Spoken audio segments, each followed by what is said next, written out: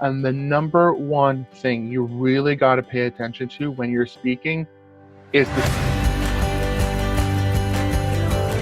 This video is brought to you by our new video gear for mobile users list, our most recommended list equipment to bring your video quality of your phone from a beginner to a pro without emptying out your wallet. Make sure to check out the links in the description of this video below. All right. So talking about speaking to your videos, there's a few things we got to sort of keep in mind. And the number one key to really good, effective speaking is your preparation. That is number one. How do I prepare to speak? My number one tactic when it comes to preparing, what I'm going to say in front of a camera, in front of an audience, is to have a bullet form, or you could use flashcards. And the reason I say bullet forms are great is because it's a lot easier to memorize and a lot easier to focus on than just writing things out word for word. A lot of people like to write out, their script, so to speak, word for word. But just making a bullet form is so easy. And I'll give you a great example of what the difference can make. I was working with a client about 2 months ago, I beg your pardon. And what I was doing with one client is they were creating an outro to a training video, and she had prepared this entire speech, this one big paragraph that she was going to say in front of the camera. Now, she didn't prepare for this, and she's not a natural speaker, so she was just memorizing this on the fly and trying to do this in front of the camera. She was having so much trouble going through that paragraph. She just kept tripping and messing up her words. Finally, I took a look at the script. I'm finally seeing this for the first time, and I noticed that her paragraph was extra wordy. It was too wordy. It had too many complicated words in it, and it was just so difficult for her to actually say this and perform this in front of the camera. And finally, I said to her, listen, I wouldn't even attempt to memorize this paragraph. It is way too long and way too wordy. So what I did was I went through her paragraph and I came up with the 3 or 4 most important things that she had to discuss. And I said to her, okay, so here's number 1, number 2, number 3, number 4. 1, 2, 3, 4. Boom, boom, boom, boom. You're going to say those and just talk them out. Feel free to use whatever words come to mind and make that your own. And you know what? Not only did we get through it, but she really sounded great. And I mean that. She actually had a very effective speech, and she made it her own. She used her own words and whatnot. That's the great thing about doing a bullet form, because as you saw, I love theater. I actually come from a background of theater, so I know what it's like memorizing word for word. It is very, very complex. Do yourself a favor. Make the process easier, right? So, Carly, tomorrow we're going to be doing your interviews with Patricia. So, as far as I understand, you sent questions over to Patricia. Your responses, if I were you, I would look at your responses, and instead of figuring out word for word what they are, just figure out what the main bullet forms you're going to talk about. The next thing, and I think this might be a little obvious, which is practicing, and it really does help make improvements. You're going through a process of you're trying to remember what these individual points are, and it allows you to also figure out the types of words that you use. We're all very interesting and fascinating individuals because we all use very different wording. And keep in mind, nobody knows the branding better than you. Nobody knows your company better than you. You are going to have a way of expressing it. You're going to have your own words. So that's why I love when you use your bullet forms and you try practicing this ahead of time, you start finding ways on how to express it and how to use your words. And this just comes automatically. A lot of people, when they try and write stuff down, sometimes it may not come to them, but when you actually practice, when you actually verbally, go through your speech, even if it's just a few times. Next, be relaxed, but focused.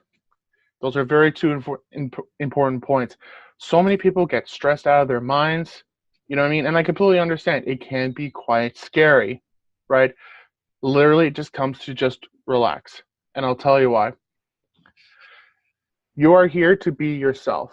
Nobody wants to see you pretend to be something else. They don't want to see you put on a mask. They don't want to see you put on a persona.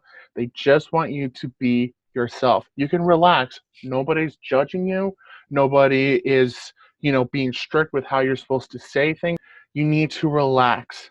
All right. So before you speak, you're going to breathe. I tell everyone I ever record, I always get them to breathe. Even clients, just breathe. Because what happens when you get nervous is you inhale, you don't exhale. I have a problem where if I get nervous, I inhale, but I don't exhale. And so it gets high and kind of airy like that. Just relax. But when I say focused, I don't mean like you can be loosey-goosey and just come up with whatever comes to mind. That's why I say have a plan, have a bullet form script, have your topic, have the things you're going to discuss. You're going to be so driven and so focused on just those particular points. And then you can just focus on expressing those. And you don't have to feel anxious. You don't have to worry about everything else.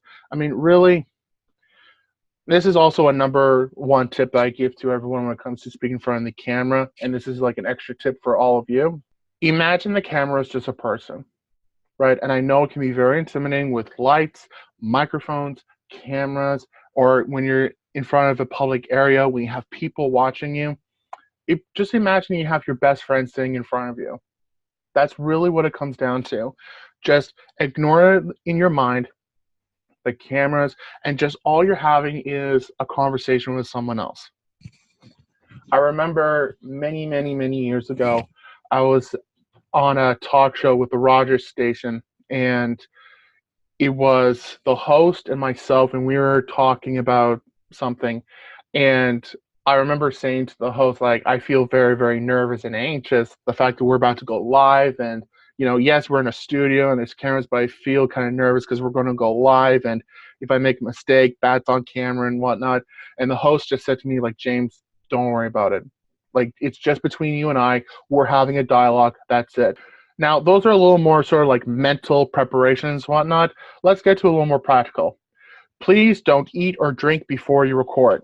You're going to have food. You might have food in your mouth. Your mouth might feel slimy and sticky, or especially a drink. If you're going to drink, let's say if you're going to have like a soda or a coffee or a tea or a juice or a shake or something like that, then your mouth is going to feel very sticky.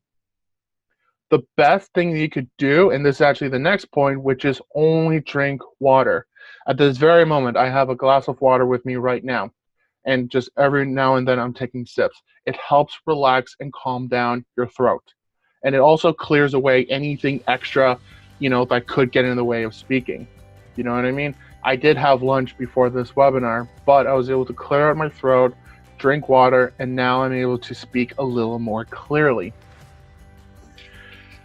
And you know what? It actually helps relax you too. So having water really, really helps. So anytime you're about to do your own videos, if I were you, I'd have a glass or a bottle of water right next to you. And then, between every take, so to speak, every few minutes, just take a sip. It just helps keep you relaxed, right?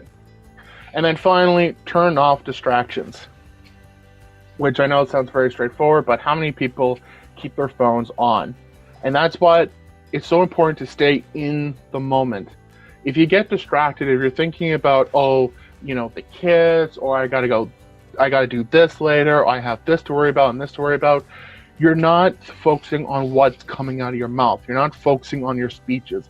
And the number one thing you really got to pay attention to when you're speaking is the speech itself and how you're presenting yourself. You know what I mean? You can't do that if you're sidetracked. So make sure distractions are turned off or put away. It's funny, I say turn off, but I mean, if someone has kids, for instance, as much as we wish we could turn off kids, the idea is just put them away. If you have pets, put them somewhere else. Get rid of anything that could potentially be a distraction.